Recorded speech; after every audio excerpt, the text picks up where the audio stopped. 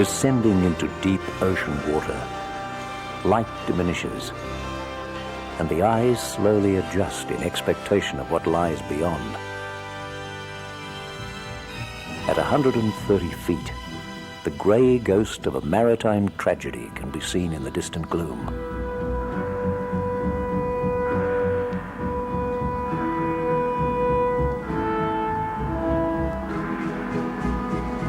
While the sea can be placid and tranquil, it can also lash out with unforgiving tempest. At about 3 a.m. on August the 3rd, 1956, the steamship Birchgrove Park foundered in heavy seas 3 kilometers off Avalon, Sydney. Of the ship's complement of 14, only 4 survived. Her cargo of coal had shifted in the heavy seas, causing the ship to develop a progressively increasing list to port. Eventually, unable to release the lifeboats, the men were forced to jump into the sea. The Birchgrove Park quickly disappeared into the depths.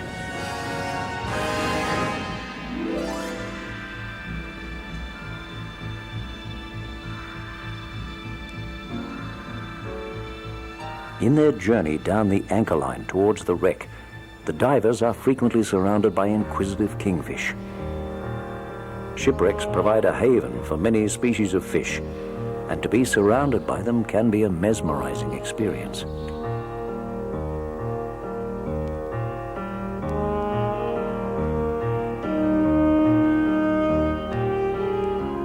The large propeller will never turn again, and the rudder, previously attached to the back of the propeller guard, has broken away. Sea anemones now perch atop the propeller blades, scavenging minute plankton in the water.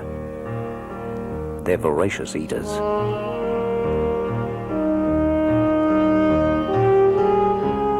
The ship is rapidly disintegrating, and many thin sheets of metal can be seen literally waving in the current. Swimming further into the engine room, one comes face to face with the aft side of the boiler.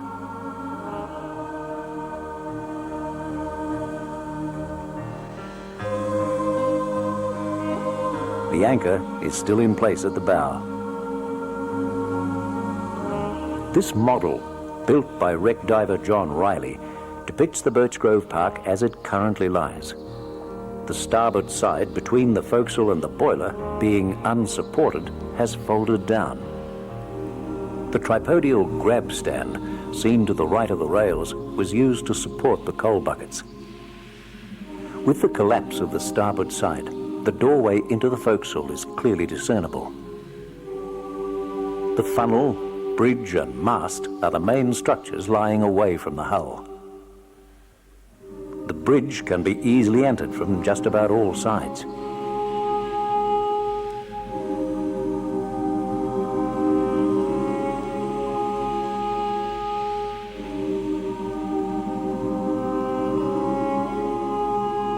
This hole in the side was once the site of a porthole. Many brass portholes have been recovered from the Birchgrove Park by determined and patient divers. The mainmast lies just forward of the bridge and has become slightly buried at its furthermost end. The outline of the bridge can be seen behind the funnel. Rick points his light to where the ship's whistle was once attached.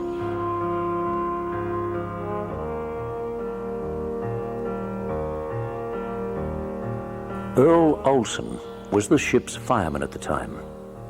Here, he supports a porthole which he believes to be from the very room he occupied. Earl recalls his experience. There was so much water in the stokehold that it was impossible to do anything. So I went on the bridge and informed the old man that I couldn't do any more there. And I was just sitting down trying to go and take my boots off, and then I was washed off the ship. And from then on we were swimming around for a while, and then I saw a friend of mine sitting in a lifeboat, and he sang out, "Anyone there, come on over to the lifeboat." That's what I did. And later on in the lifeboat, Camilleri swam over to the boat and we pulled him into it. And we drifted all night till about 11 in the morning, when we drifted ashore at Little Box Head. Sadly, the little cook, Charles Camilleri, died in Earl's arms, presumably from sheer exhaustion. Shown here, with diver Rick Latimer, is Ken Fabian, who, assisted only by his Mae West, was floating in the water for 8 hours before being rescued. Ken recounts his story. Well, the first knowledge we had of the trouble of the vessel was leaving Newcastle Harbour when she started to take in a little list, not realising there was any seriousness in it. So we just plodded on.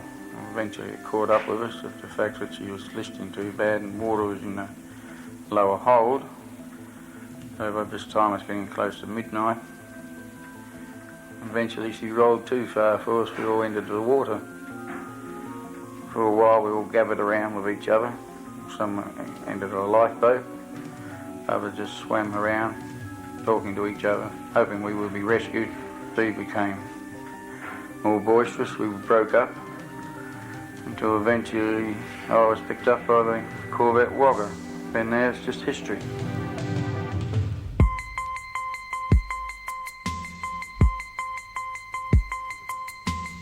At 170 feet, darkness prevails, and underwater lights provide needed illumination when penetrating the wreck. Inside the engine room, care must be taken not to stir up too much sediment, which could dangerously block vision.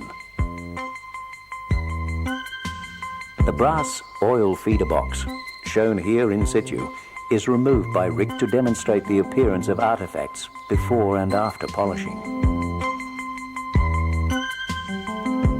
Other items recovered from the Birchgrove Park include this ship's light. The Polaris is designed to take compass sightings of landmarks. The ship's telegraph conveyed information to the engine room about the desired speed and direction of the ship. The ship's whistle, once attached to the funnel, would have made a car horn sound like a party whistle.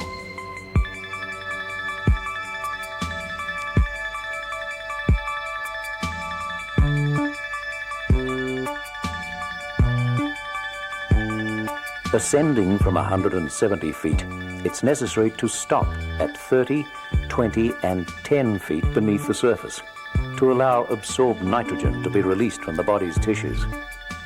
Otherwise, the diver could suffer potentially fatal or crippling decompression sickness, also known as the bends.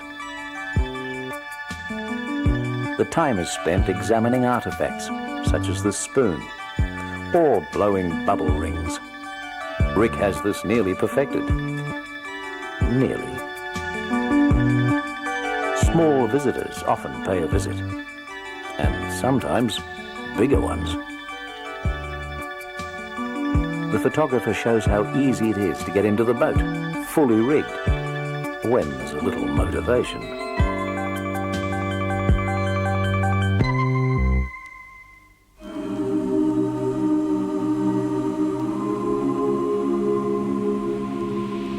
When the diver dives into the deep, he also takes a dip into the past. The ocean, the preserver of a bygone world, reveals its abundant treasures.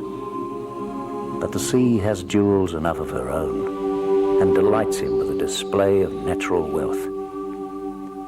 Whether our enchantment is with other worlds or other eras, the rewards of discovery and the joy of adventure await us.